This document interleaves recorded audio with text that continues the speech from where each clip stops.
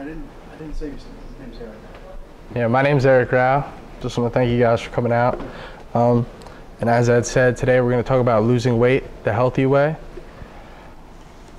So some of the topics we're going to touch on today is how to develop a weight loss plan, 3 elements of the weight loss triangle, which we'll discuss a little later what that consists of. We'll touch a little on diet, pills, supplements, and how those may help or hurt someone trying to lose weight. And also, how can we overcome common obstacles that we all have when trying to stay away from unhealthy foods? So as some of us may know, there's 2 types of diabetes. Type 1 diabetes is something that a patient may be discovered they're born with. These patients have little to no insulin, and they will always be insulin dependent. However, type 2 diabetes, these patients may still have insulin, but may not be insulin dependent because it's possible that their body varies in how efficiently they can break down sugars and carbohydrates. The blood sugar goals when discussing diabetes before breakfast or before breakfast or any meal, a fasting glucose between 70 to 130, or 2 hours after meals. This is also called postprandial, you may hear sometimes. This would be anything less than 180. So we do see a spike, obviously, after we eat a meal. So the 3-legged stool approach. This would consist of a healthy diet, including exercise, and also just your mentality about losing weight overall and living a healthier lifestyle. Some of the basics of weight loss, if you really want to get as basic as possible discussing it, really comes down to a calorie deficit or burning more calories in the day than we're intaking with our meals. So what we want to do when losing weight is try and make a commitment to making permanent changes. The word diet nowadays is somewhat of an overused term. It's not really a diet. That seems like something temporary, maybe a 3-month fix, but it's really about making lifestyle changes to help yourself lose weight and maintain a healthy weight. And you can always talk to your doctor or pharmacist, whoever you can see, to discuss dieting or overall health. Losing weight quickly. Some diets you'll hear about fads, this and that, trying to lose a lot of weight in a short period of time. And sometimes this may cause people to develop it's unenjoyable habits, really not eating a considerable amount less than they've been before and really losing weight fast, but these habits are not necessarily maintainable. So ideally, it would be recommended that someone loses maybe 1 to 2 pounds per week. So that would mean in 1 pound, there's about 3,500 calories. So in a week, if we had burned 500 more calories than you intake per day, at the end of the week, that would be about 1 pound that you could lose. Some diets that we'll touch on quickly do include short periods of intense weight loss in the beginning. It may be if there's serious health concerns, but we'll touch more on that later. Making a weight loss plan. It's very important when making a plan that one has motivational factors. Maybe you have vacation coming up. Maybe your health is really taking a turn for the worse. You're starting to feel some effects. And it's kind of having these motivational factors in mind can really help you when it comes to making your eating decisions on a day-to-day basis. And always, it is nice to have support from friends and family. If they know you're working hard, trying to lose weight, they can not try to influence you to maybe make poor eating choices. Now, when we make realistic goals for weight loss, it's important that we have these goals be specific, something we can measure, such as maybe counting your calories, counting how much exercise you're getting within the week. Make sure they're attainable, realistic goals. None of us here can lose 50 pounds in a couple months. Maybe start off, we're gonna lose 5 pounds, in the first month and a half, something like that. Make sure they're relevant and time limited. If you set yourself a certain amount of time with an attainable goal, it's something that motivates you each day, and it's something to think back on before maybe we grab an extra scoop of ice cream or we get an extra slice of pizza.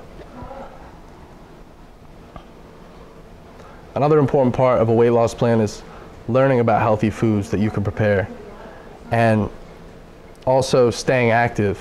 You know, it can start off slow, maybe taking a walk each day around the block, and you can increase that as you get more used to including exercise in your daily lives. Also, like I said before, with dieting and exercise, it's not about a short-term plan. It's finding something enjoyable and a balance that you can make a long-term commitment to and really stay on the right track with your health overall. So in the weight loss triangle, as we said, diet is the first step and first thing we look at. Some of the basics of the diet, we discussed it a little before.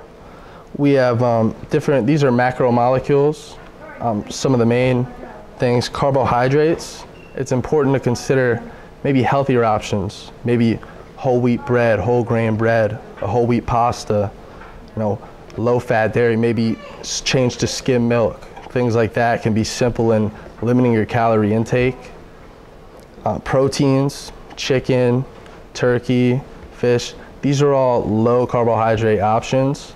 And protein is really important with development, muscle building. As we touched on before, it helps with the body healing.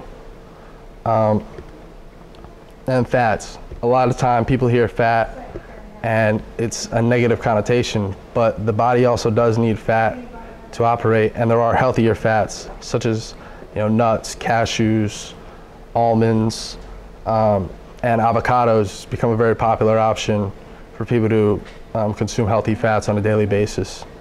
And finally, fiber. This can come from oats, which you've had in the dessert today, vegetables, and apples. As we talked about before, some of the substitutions that we can take a look at here, such as bacon, something we all probably enjoy here. Maybe trying a turkey bacon, ground beef, instead of using ground beef. Maybe take a look at the packaging. There's a lot of them. Ground beef can be 80% fat is the most commonly used. 80% protein, 20% fat, but there are leaner options, 85 with a 15%, or 93 and 7. So make sure you take a look at this packaging, and that can help you maybe choose a more lean option. And also fruits, such as applesauce, people enjoy. It may seem like a healthier choice than some of the snacks you're choosing out, but it's important to take a look at these labels. Some have a lot of artificial added sugars, and I know a lot of the brands do have options where there is no additional sugars added and it's all natural. So that's always something to look out for if you're looking for a healthier option. And as I did touch on before, the white bread, the white pastas, these have much more unhealthy carbohydrates as opposed to maybe whole wheat or whole grain. They can be also called complex carbohydrates. So choosing a diet plan, as we discussed before, we want to find something that we can enjoy and we can sustain for a long period of time. So it's important to find balance. Make sure you have some vegetables, make sure you have some protein on the plate, and even a little bit of carbohydrates. And the plan is really to look for real and whole foods. Spend more time in the produce section. Find some healthy vegetables, good tasting vegetables, fruits, to go with your meals. And as we will touch on more, every diet plan should be accompanied with some type of exercise routine, regardless of how light it may be. Now, when you're going to formulate your diet plan or making your daily choices with eating, it's important to ask yourself a few of these questions. Do I have foods from all the major groups? Fats, proteins, carbohydrates? Does it include foods that I enjoy eating? If you're not having a good time with your diet and eating, then it's not something you're going to be able to do every day. And eventually, you may fall out of that routine. Do these foods fit in your budget and lifestyle? It's important to, go in the produce section and make sure we can find affordable options and sustainable options. that we can keep eating from week to week. And when looking at the foods, you know, it's a little more complex, but looking at researching the labels and how much of the proteins, fats, carbohydrates these foods have, you know, let's make sure we're getting the adequate amounts, because when you're under eating and severely trying to diet, this can become an unhealthy habit. And once again, it is very important to include some type of physical activity, whether it's even doing chores around the house, maybe mowing the lawn, walking the dog, anything that you can include something in your life on the daily routine that you're not, you know, sitting around, maybe watching television, something like that, you know, throughout your entire day. As we said, we would touch on a couple specific diets. The DASH diet, this was formulated for patients with hypertension, and this is dietary approaches to stop hypertension, which really includes lowering blood pressure. So mainly avoiding foods with high salt content and consuming nutrient-rich foods from all food groups. The Mayo Clinic diet is one that I mentioned before. This has one of those high intensity beginning phases where you may be taking drastic measures for a couple weeks to lose some extra pounds, but really this is something you should discuss with a doctor or healthcare professional before starting, because that may not be healthy for everyone based on their health conditions. And this also does include exercise, as we noted, is a very important component to a healthier lifestyle, healthier dieting. Next, in the weight loss triangle, exercise, as we stressed, very important. And like I said, this can include basic physical activity, you know, cleaning the house, mowing the lawn, washing your car, anything to just get you up, get you moving, and help you burn some calories.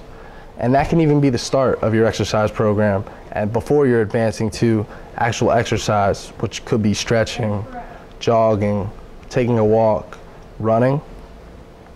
And really the goal that we aim for is 150 minutes of these moderate exercises per week. So about a half hour, 5 times a day is about the average that would be recommended to remain healthy. So it's not every day necessarily that we have to be doing this, but it's something that should be in the regular routine, mainly on almost every day of the week. Even you can break it down even further. If you don't have a 30-minute block, you can get 10 minutes here, 10 minutes there, and 10 minutes someplace else, so it all adds up to 30, as long as you get that heart rate up. And that's also something else to track, you know, in the motivation,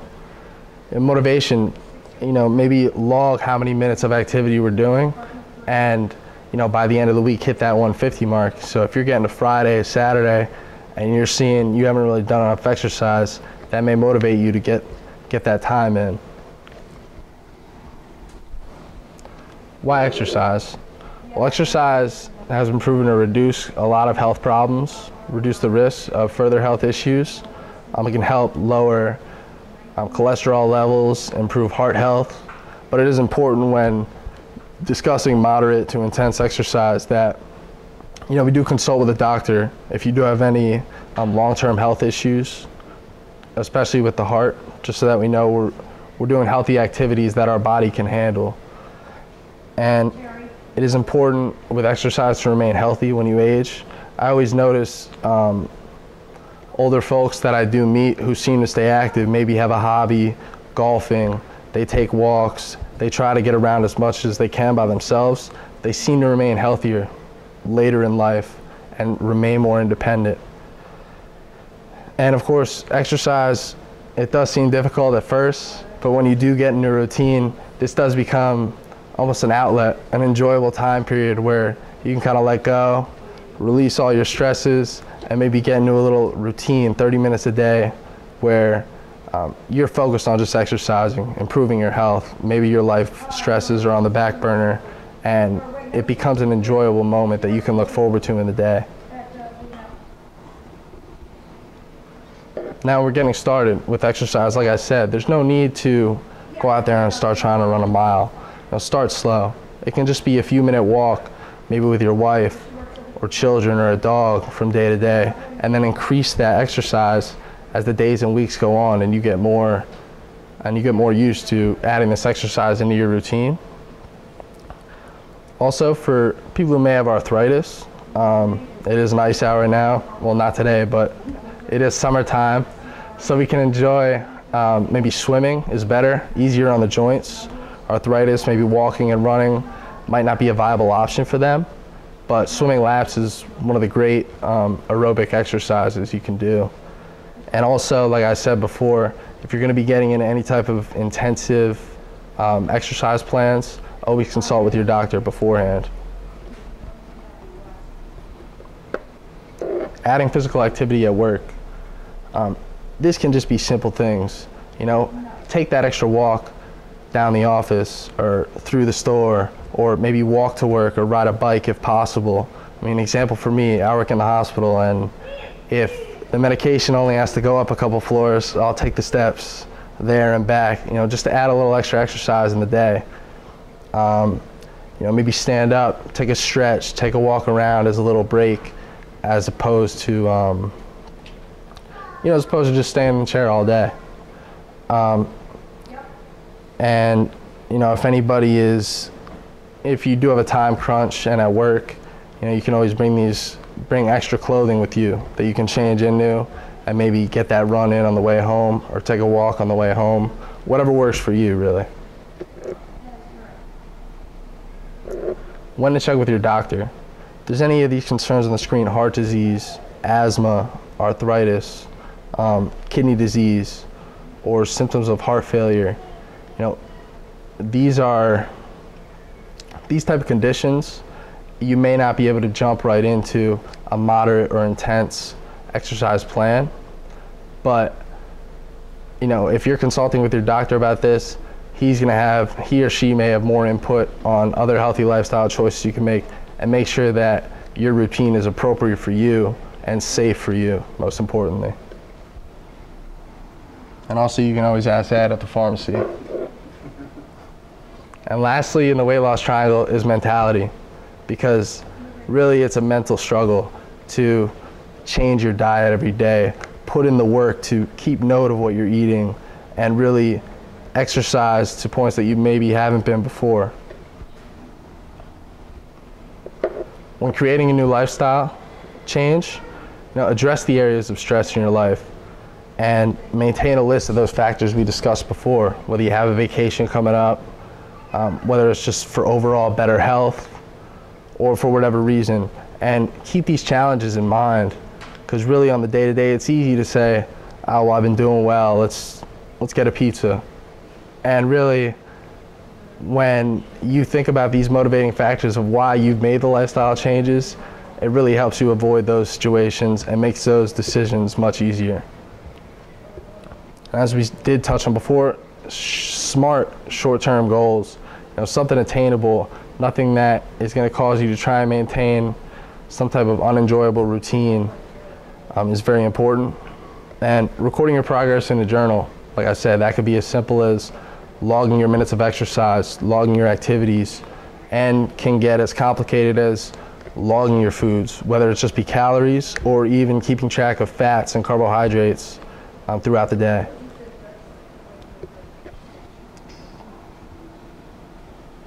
Challenges.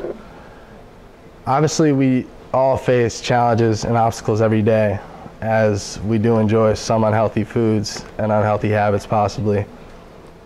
Some of these challenges can include eating out, not having time for meals. Maybe you got to get to work. Maybe you got to take care of the kids. And maybe grabbing McDonald's on the way back can be easier. But planning ahead can help you to deal with these type of challenges.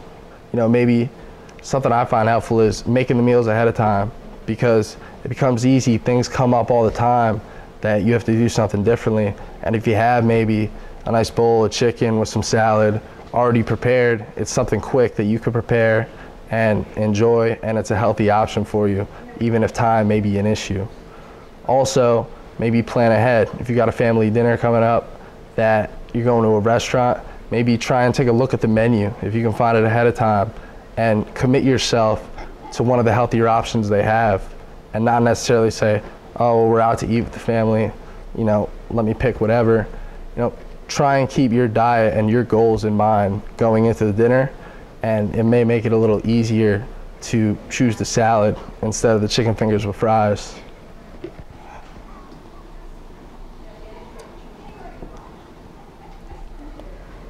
Keys to successful weight loss. As we said, everything kind of comes together, and it's a three-pronged approach. Not only with your mentality and making sure to try and make this a new life routine, it is important, healthy diet, regular exercise, no matter how strenuous it can become with your routine, and just keeping a focus on your mentality throughout the day, each day.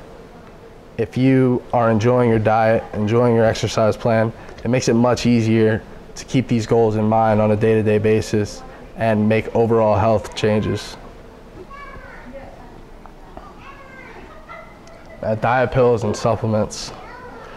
These have no proof in helping anybody lose weight and can honestly be unhealthy. For example, a lot of diet pills that you might see advertised have high levels of caffeine and ingredients that are really unknown and not studied. And some of the ingredients in these can be very unsafe, especially those high caffeine contents can be, you know, if you have heart issues, anything like that, these can really be detrimental to your health, to your kidneys possibly, and any doctor or healthcare professional would not recommend using these.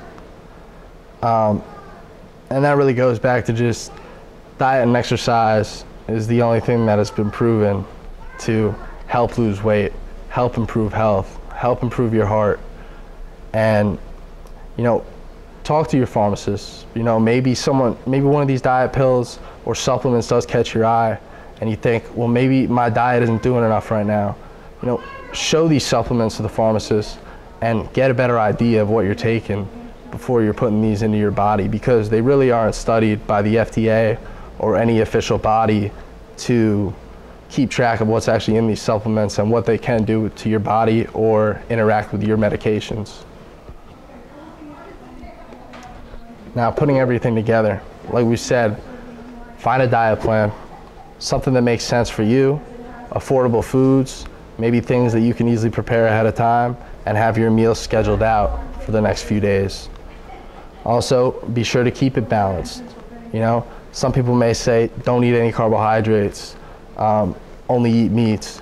You know, it's really important, keep a balance of everything. We need fats, we need proteins, we need carbohydrates, and no diet that is heavy in one and has none of the other is going to be something sustainable or healthy for anyone. As we touched on before, finding exercise, you know, 30 minutes a day is just kind of a baseline number that gets thrown out there, but we all have different schedules. So if you can find a way, get 15 minutes in the morning, 15 minutes in the evening, work your way up to some type of routine and really customize it for yourself, something that you enjoy with your day and something that you can look forward to possibly. And lastly, you know, if you're looking to make permanent changes or trying any different type of supplements, diets you hear about, it's always important to keep your doctor and pharmacist knowledgeable on what you're doing, because these type of changes can affect your health, can interact with medications, and if these professionals aren't aware, then they're not going to be able to best serve you and help you maintain this healthy lifestyle.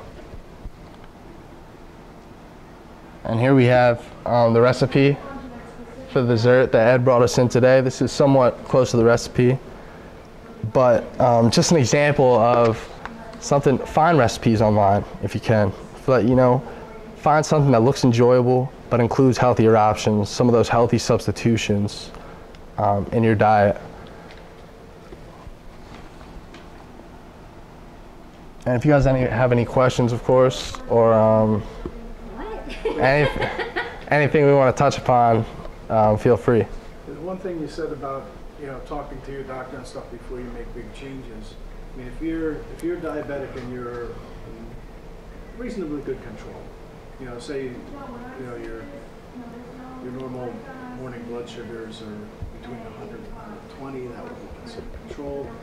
If you start making big changes in your diet and exercise, that's going to bring that sugar down, and you don't want to bring your sugar down too low. So that may mean your doctor will want you monitoring a little bit more often, a little bit more closely. If you lose a significant amount of weight, that may mean adjusting your medications. If you're type 1 diabetic and you're on insulin, when you start to exercise, exercise takes sugar out of the bloodstream and puts it in the muscle cells. They're not really sure how that does that. It does that like without the insulin. But, I mean, that's what insulin does. But there seems to be some other mechanism when you exercise that the sugar gets into the muscle. So if you start exercising, it's going to bring your sugar down. You may have to